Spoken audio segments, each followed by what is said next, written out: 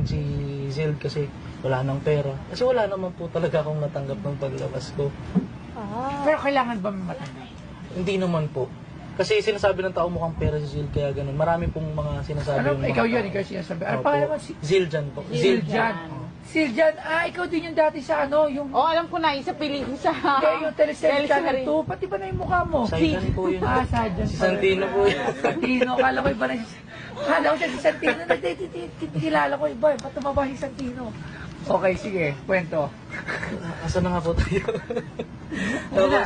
Gusto mo nang mag-let go? Mag-let go po. Memories makalimutan. Kaya ka nandito. Opo. So malamang magbibenta ka. Pero tayo lang, gusto ko lang sumabat. Bakit naman gusto makalimutan? Hindi ka ba naging masaya na naging part? Naging masaya po akong naging part ako, pero ang sabi ng tao, kung patuloy kong parang mababanggit at maaalala yung dati kong grupo sa noon. Team Fireman. Yung Team Fireman po.